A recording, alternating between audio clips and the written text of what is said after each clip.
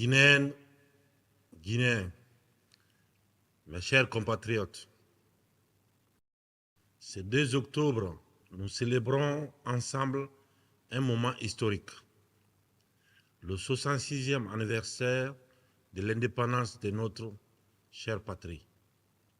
La République de Guinée, c'est une occasion de fierté nationale, un moment de réflexion profonde sur le chemin parcouru et sur les défis encore à relever pour garantir un avenir prospère et harmonieux à notre peuple.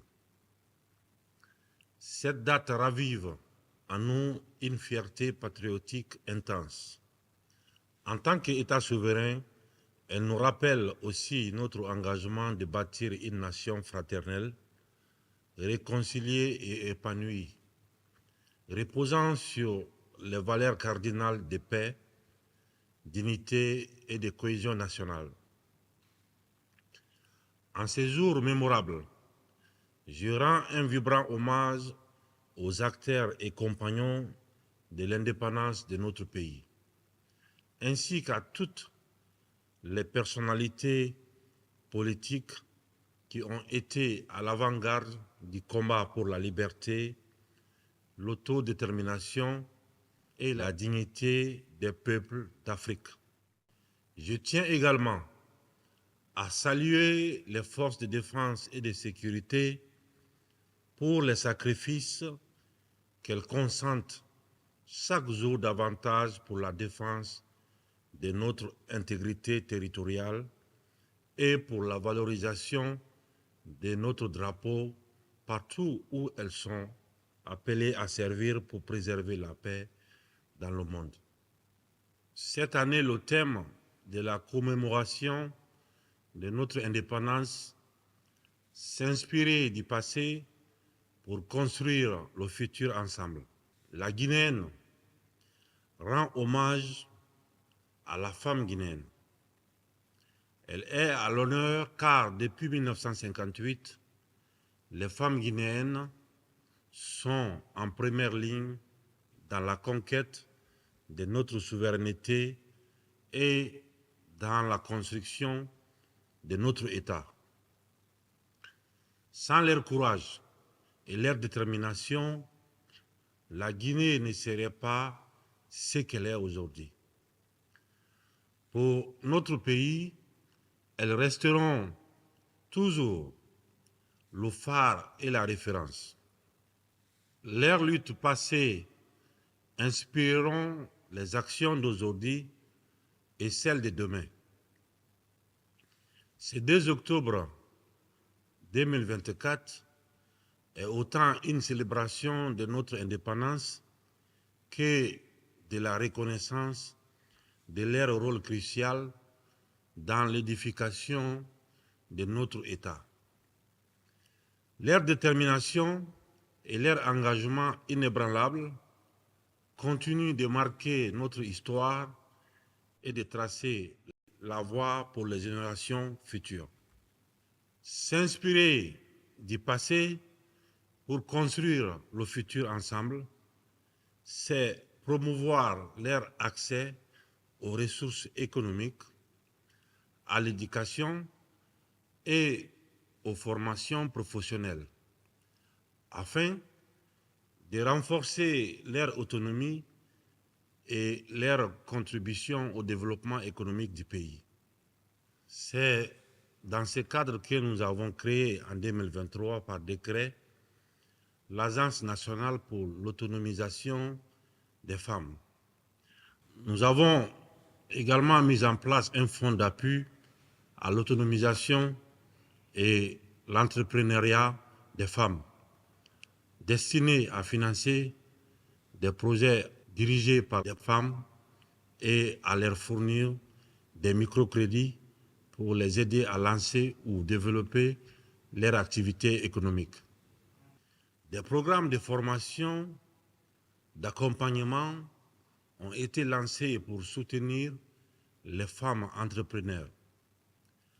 Ces programmes assortis de financement pour les projets les plus promoteurs les offres des compétences en gestion d'entreprise, en leadership et en développement de projets.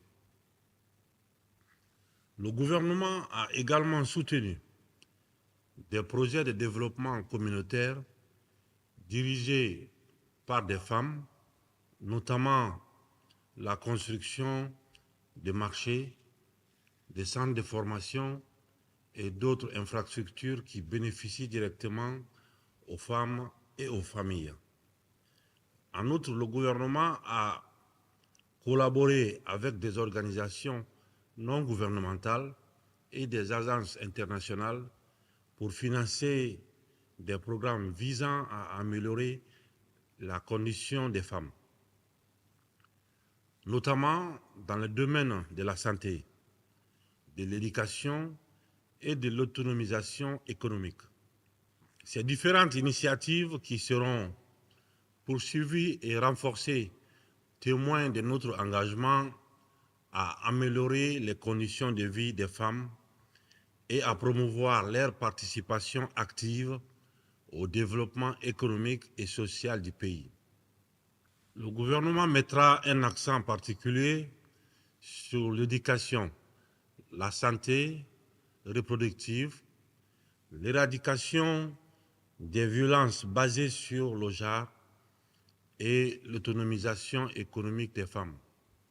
Guinéennes, Guinéens, chers compatriotes, nous célébrons cet événement dans la joie. Nous devons nous inspirer du passé pour construire le futur ensemble avec optimisme. Car malgré les épreuves de ces dernières années, marquées par des événements comme l'incendie du dépôt pétrolier de Kaloum et les inondations qui ont frappé la Guinée, ainsi que plusieurs autres pays de la sous-région, notre peuple a fait preuve d'une résilience exemplaire. Je voudrais réitérer mes condoléances à tous nos compatriotes qui ont perdu des proches lors de cet événement douloureux.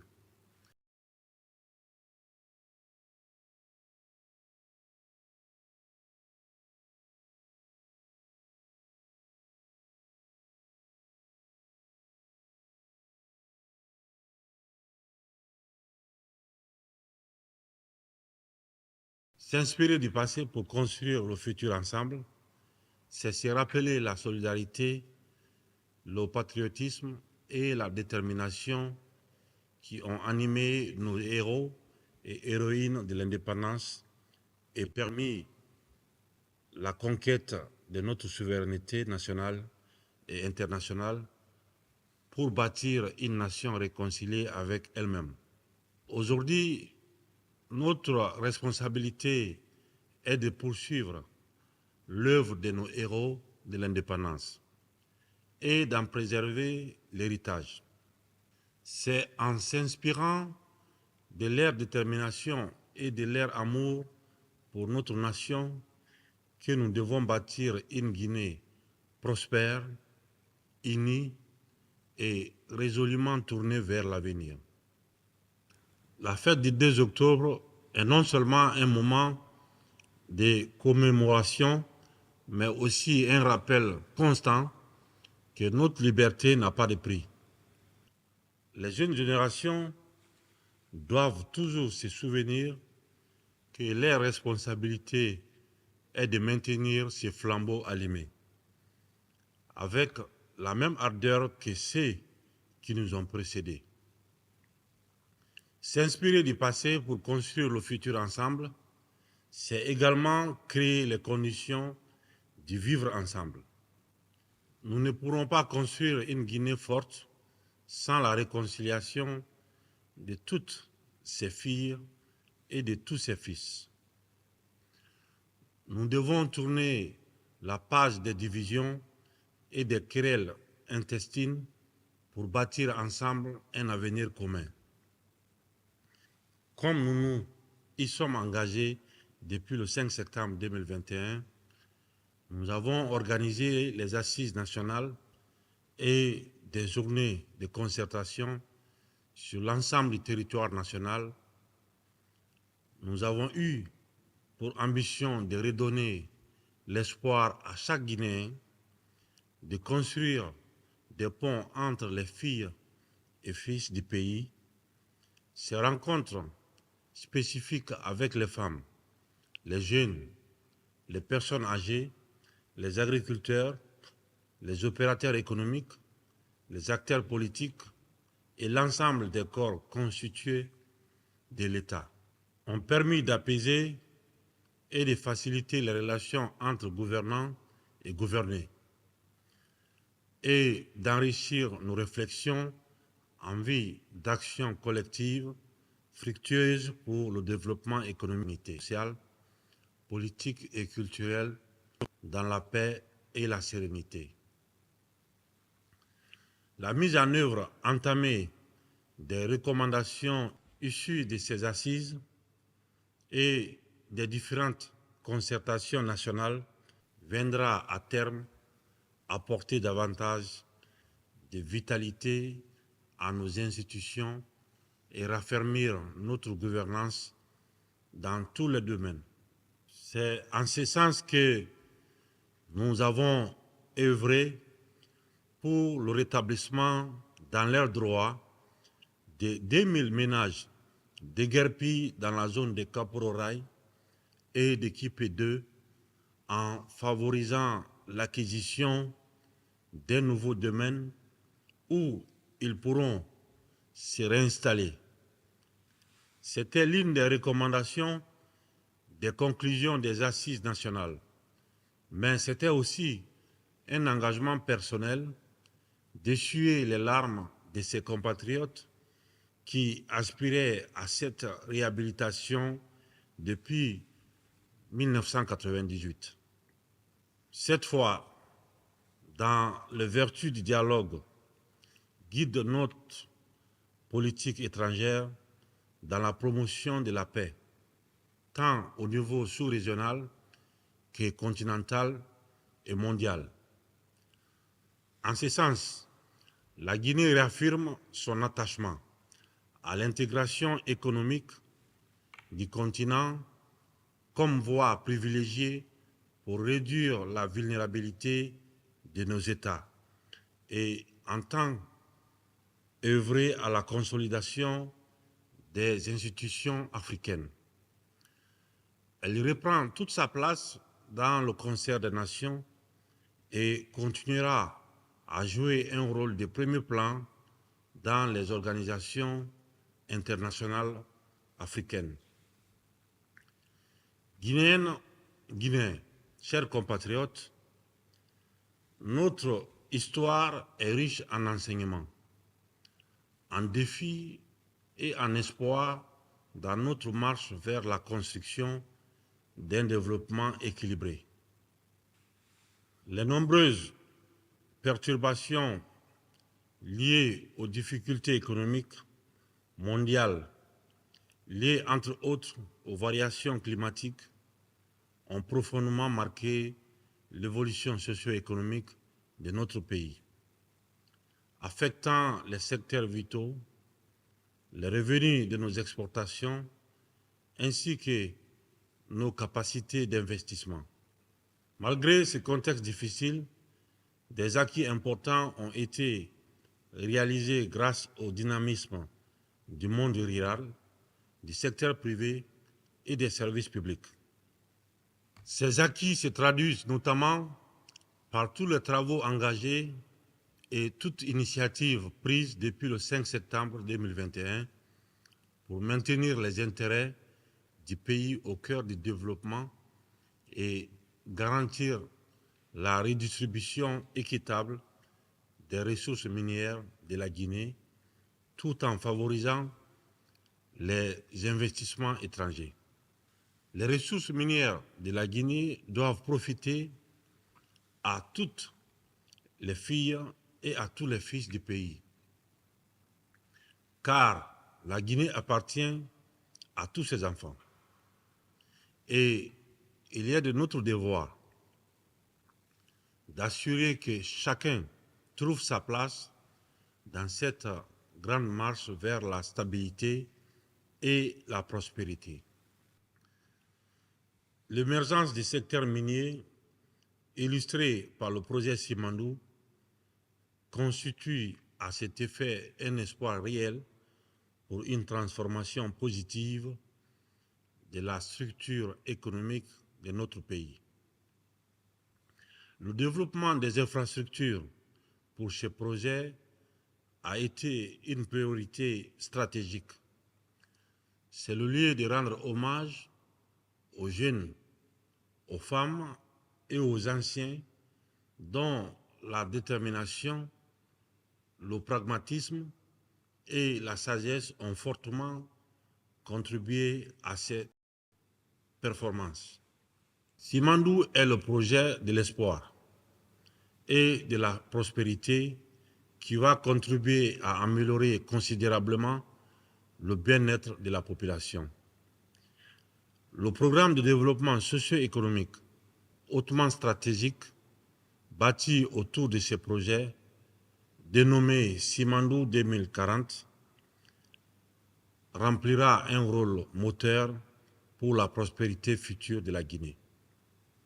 Pour en tirer pleinement profit et réduire notre dépendance de l'exploitation minière, ce programme est conçu autour des axes suivants: l'agriculture, les industries alimentaires et le commerce, l'éducation et la culture, les infrastructures, le transport et les technologies, l'économie, les finances et les assurances, la santé et le bien-être. Mais dans un contexte international volatile, la bonne gestion de nos ressources publiques est un impératif pour le maintien des grands équilibres macroéconomiques et l'amélioration du climat des affaires.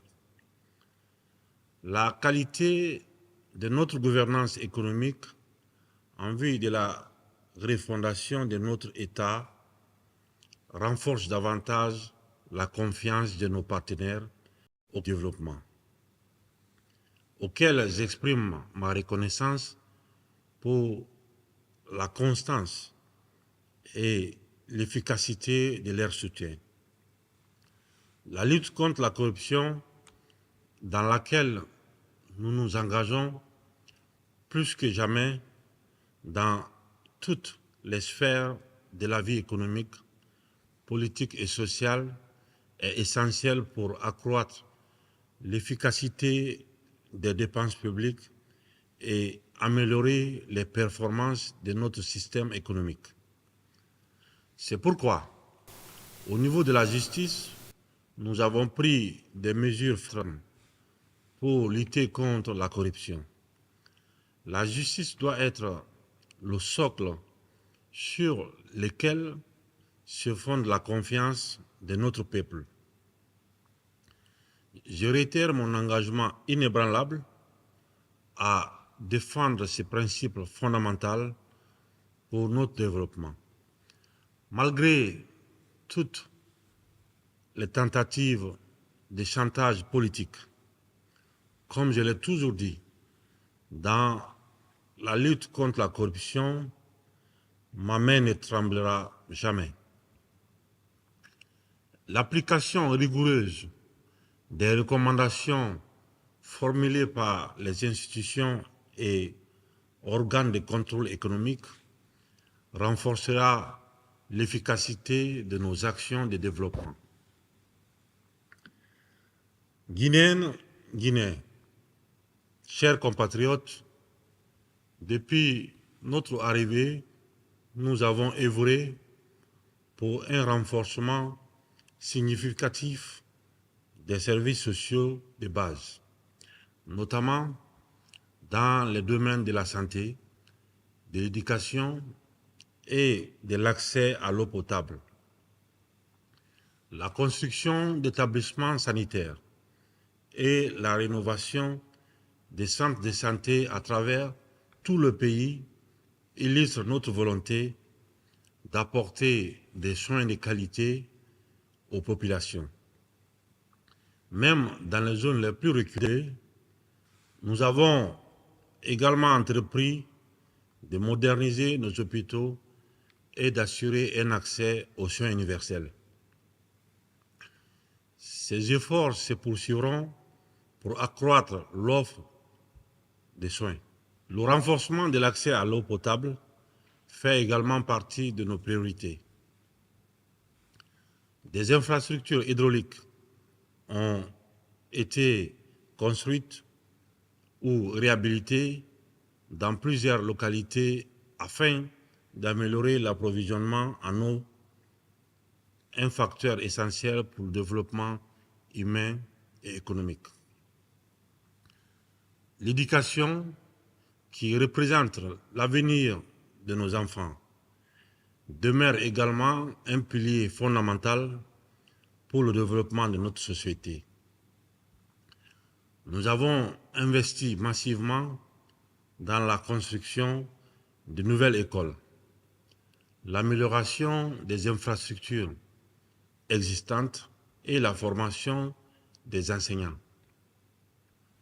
Nos efforts pour promouvoir l'éducation pour tous, sans distinction, sont désormais visibles dans chaque région. La promotion de la formation et de l'emploi des jeunes sont des priorités absolues pour mon gouvernement, qui vient d'achever les recrutements dans la fonction publique. Le gouvernement a aussi fait de la réhabilitation et de la construction des routes une priorité pour désenclaver les zones rurales et faciliter les échanges commerciaux à travers le pays. Plusieurs projets de réhabilitation des axes routiers ont été lancés, notamment la réfection des grands axes routiers reliant Conakry aux principales villes de l'intérieur du pays. La construction de nouvelles routes et ponts pour améliorer l'accès aux zones minières et agricoles, contribuant ainsi à la croissance économique locale et le lancement des programmes pour la maintenance et l'entretien des infrastructures existantes, limitant ainsi la dégradation rapide des routes. Nous continuerons à accentuer les efforts. Dans le domaine du logement et de l'urbanisme, des actions significatives ont été entreprises par le lancement des projets de construction de logements sociaux dans plusieurs grandes villes afin de répondre à la demande croissante de la population urbaine. Ces projets incluent le renforcement des infrastructures urbaines pour répondre à la croissance démographique et assurer des conditions de vie dignes pour les citoyens.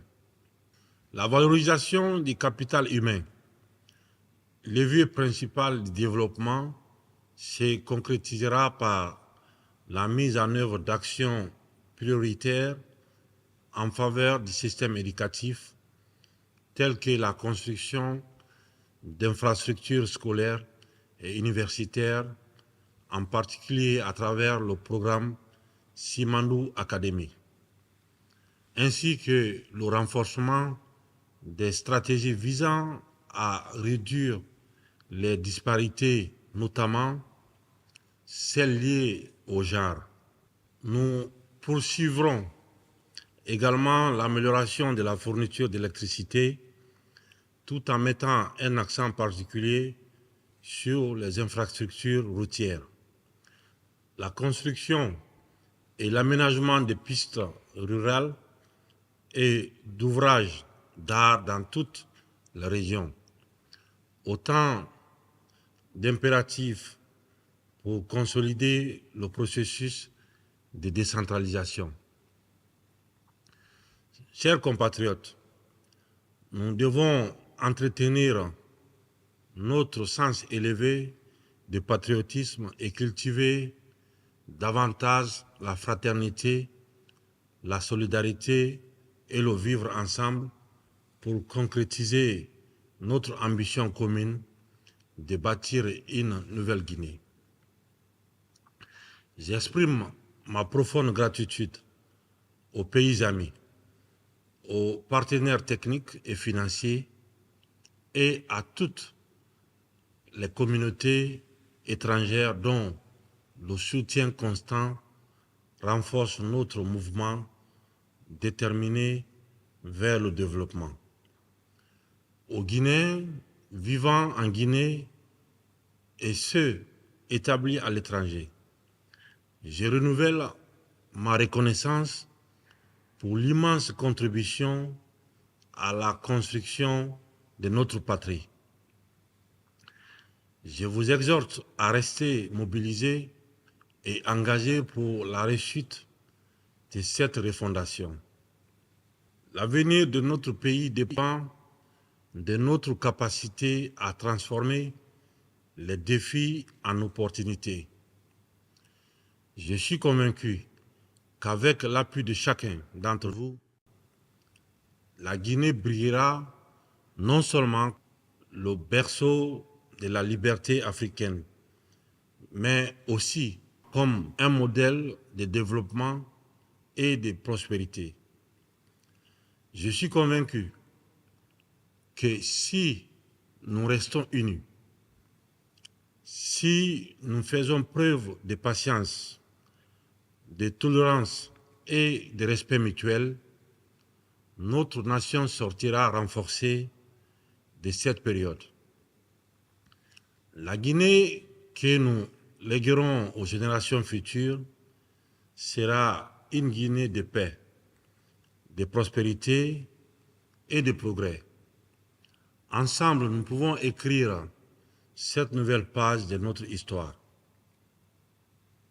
Que cette fête de l'indépendance soit une occasion pour chacun d'entre nous de se rappeler les sacrifices consentis pour notre liberté. En l'honneur de ceux qui ont lutté pour notre souveraineté et pour l'avenir de ceux qui porteront l'héritage de notre nation. Engageons-nous avec enthousiasme sur les vastes sentiers de l'édification d'une Guinée nouvelle, forte et épanouie. Je souhaite une bonne fête de l'indépendance à toutes et à tous, en s'inspirant du passé pour construire le futur ensemble et faire rayonner la Guinée, notre paradis, terre de recherche et d'innovation. Que Dieu bénisse la Guinée et les Guinéens. Vive la Guinée, unie et prospère.